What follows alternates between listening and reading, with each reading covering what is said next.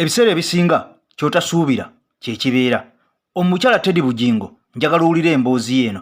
Sitira nnyo kukola mboozi ku EKTV nendeeta mukyala Teddy Bujingo ono nga yali mukyala Pastor Bujingo gwe baayawukana naye wadde nga tekyali official nti baayawukana kubanga Pastor Bujingo yasaba divorce ate omukyala n'agimumma. Ate ekyewuunyisa Pastor Bujingo yawasadde omukyala omulala wadde nga obufumbo balimu bwa kibi si bufumbo butukuvu. Omukyala we obufumbo butukuvu maama w'abaana be yamusuulawo. Lwaki ndeese vidiyo eno? Lwaki ndeese omulamwa guno? Njagala nnyo owulirize. Tulaba amayumba, tulaba abasajja abagagga, tulaba ab'ebitiibwa naye ng'ekyamazima bikoma mu kkubo naye ng'endowooza yaabwe zero. Bujingo alina ssente empitirivu empya n'enkadde zajje ku ndiga ezo z'asolooza buli lunaku naye tasobola kubeera nga azikozesa ekyo kye zirina okubeera nga zikola nga taata omutuufu. Kati yo katuveeyo nga sinaba kubeera nga nkutwalayo ampuliriza. Kansooke nkutwaleko mu kavidiyo kano katono nnyo owulire obubaka buno obw'omwami ono yafa katakyaliwo naye njagala nnyo ojjukire saagala weerabire tunoonya Uganda mpya naye nga sinaba kubeera nga tutuuka mu Uganda empya. Bino ebigambo obadde obimanyi oba wabirabako oba wabiwulirako obadde okyabijjukira sooka obiwulire tubyogereko katono nnyo tudde wa Pastor Bujingo ne mukyala we Teddy Bujingo. Era bannansi tebaagala nnyo ku bigo gwe boberera ebyo ye ebyo byokezo best ze twogeddeko zasinga okumanya. Era singa Munnayuganda yali azifuna singa Mwami Museveni tafuna buzibu n'abantu nga Padde Bitama n'abalala. Ze ndowooza ba celebrity ba Uganda tebalina mulimu gwe bakoze ku lya ggwanga lyabwe kubanga bagamba webbanga otamuwemukira.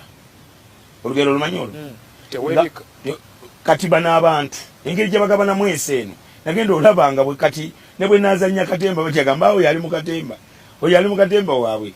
You know, they intend to take us and abantu abali unserious. Ekigamba nti eggwanga lino okuviira ddala ku independence libadde n'abafuzi yenga no Padde Bitama agamba nti eggwanga lino teryetaaga abafuzi lyetaaga abakulembeze. Ate abatya Katonda kinaana abo baali bafuzi ddala. Naye kyewuunyisa nti n'abaddira mu b'omu kinaana ate babadde bafuzi oba musevuzi simanyi bwenyiza bayita bafuze mirundi na mirundi kati Padde Bitama n'akulanga musunguwavu olw'ebintu ebyo. Ekisookera ddala Padde Bitama kyanenya Mwami Museveni era mbadde ndikubuuza bannamateeka abange oba nsobola omugulako omusango guliwa oba muwawaabire mutwale mu ICC. President Museveni is the reason lwaki saayonka. Maama we yafa. Maama wange buli we yajjangayo ebbeera okuliteeka mukama nga Museveni atabangula eggwanga ng'akuba masasi. Mbadde nti yali alina kyayagala otutuusaako 81 82 yali baleetinga abantu kuba opulesinga. Nze buli maama we yajjangayo ebbeera okunnyoza ng'agavuga papapapa nga olw'ebbeere ng'ate balisigala mukama ng'alizayo buza mukaleeka nga mutandika. Nkubuulire mpozi nze President Museveni ajja kunkumira luzira naye nga bannayuganda bakyayisibwa obubi nga bwe bayisibwa bagobwa mu nsi yaabwe bafuuse emmomboze nze nga ndi wabweru tagenda funa mirembe.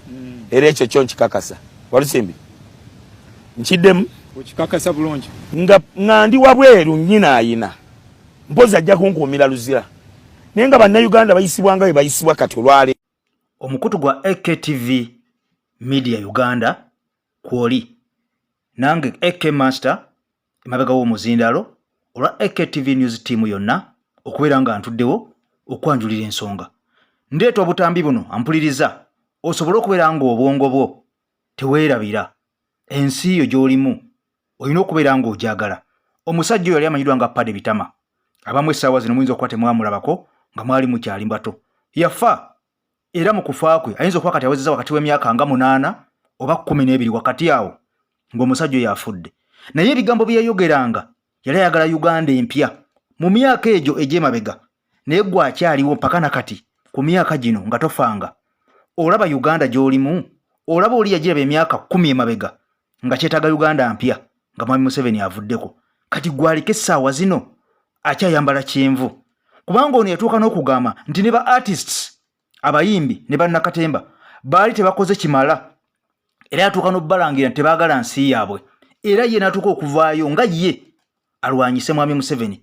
Ebiseera ebyo President wa Robert Kyagulanyi Ssentamu yeetannaba kubeera nga avaayo officially okubeera nga akwata omumuli okunoonya Uganda empya ekulukuta amata n'omubisi gw'enjuki. Essaawa zino ebigambo ya Padde Bitama bye yayogeranga oyina wobiraba bituukiridde nti era mu comment mukwano gwange ampuliriza osobola okubeera ng'ombuuli ebigambo bye yayogera. Waliwo abayimbi abalemeddwa okumanya nti Uganda kyetaagisa mpya. Abano bakina Kenzo ba Federation ba Bebe Cool simi ba Full Figure Fina Masanyalaze bakusaasira ba Buchamani bonna emyaka gino webali. Naye mu myaka 10 Emabega omugenzi Pade Bitama yali amaze okubeera nga alangirira nti twetaaga Uganda empya.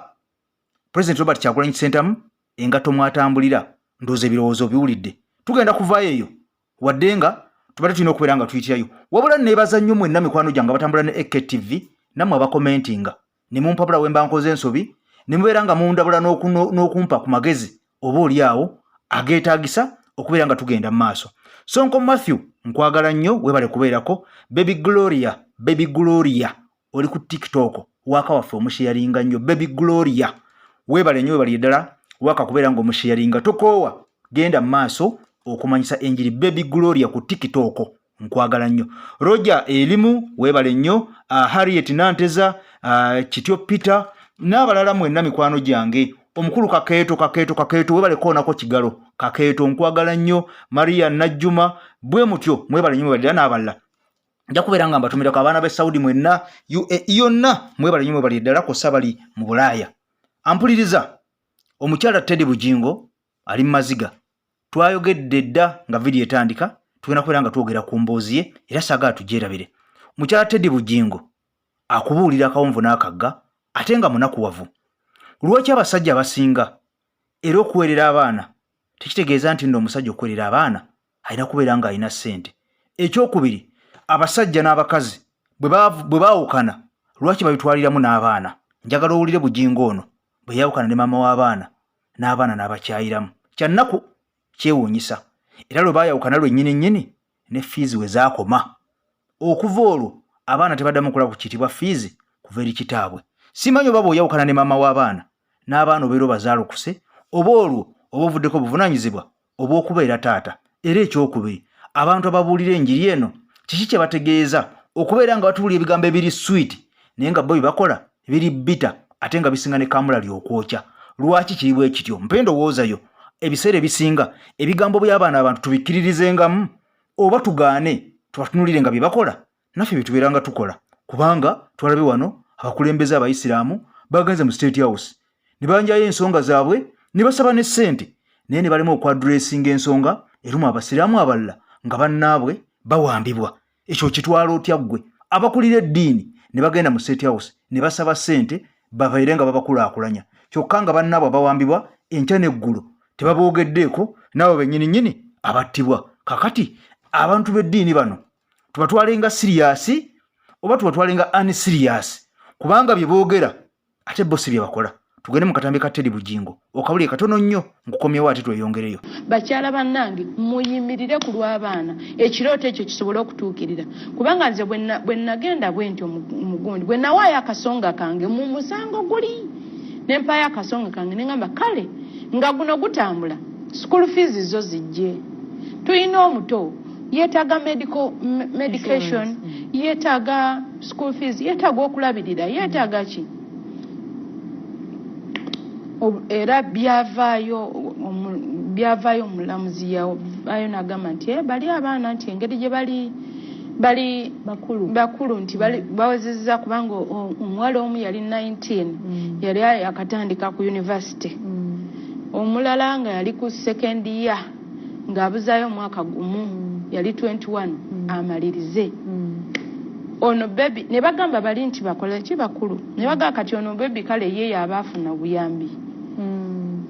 So which means that gwa taking on kati eyo story endala kubanga n'obuyambi era n'obwa baby tebwakola ki kaka kati kitwakita tugamba Katonda is our father. So abakyala bayimirire mu Katonda ajja bakolera buli kimu. Kati wulira okubeera taata kitegeeza kwambala mpale oba kitegeeza kwambala masuuti. Okubeera taata ng'ovaako kko lyokka na njala oba toli taata.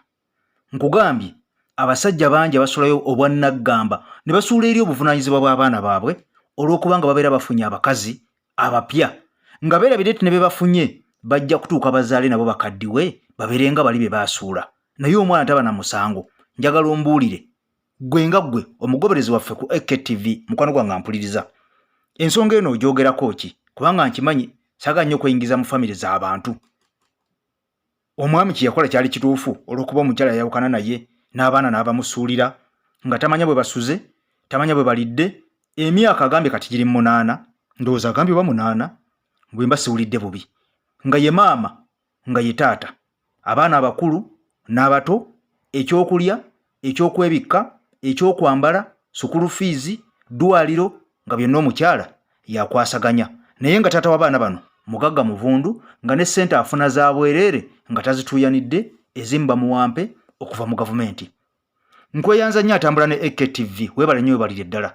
Kankusaba ompe endowooza yo mu komenti wansi awo ku miramwa gyombi ogwa Teddy Bujingo ne Pastor Bujingo kw'ossa omukulu omugenzi kati Padde Bitama atunnyonnyodde singa akyali mulamu kati yandifiiridde luzira naye ng'afiiridde ku mwami Museveni ng'amaze kuva mu ntebe alekeraawo okubeera ng'anyigiriza bannansi okubafuula emmombo ze mu nsi yaabwe n'okubafuula abasabiriza so ng'ate bannayuganda bakozi nnyo naye nga polisi eziriwo tezibakkiriza kubeera nga bafuna akasente ne bakateeka mu nsawo. Kati wano omukulu omugenzi kati Padde Bitama we yaviirayo n'agamba yali asazeewo nga ye alangiridde era ng'asimbudde wadde nga twali tunaba kubeera nga ffe abamu tumwegattako. Kale mpe endowooza yo mbulungi nnyo mukwano gwange then video gimpeera ekigalo oba kye tuyita like esobole okubeera ng'efuna mileage buli munnayuganda agifune. Ompyo subscribinge ku mukutu gwaffe guno okoone nekkadde buli video zetteekayo ng'eno zibeere nga tezikusuba. Video kuba ziri nnyingi nnyo eziri edutainment eziri educative yes eziri educative ku channel yaffe kuno ampuliriza. Mukama Katonda akunkumira takumira mpeera kumpera ebirungi ebikira obukulu bw'eggongolo. Peace.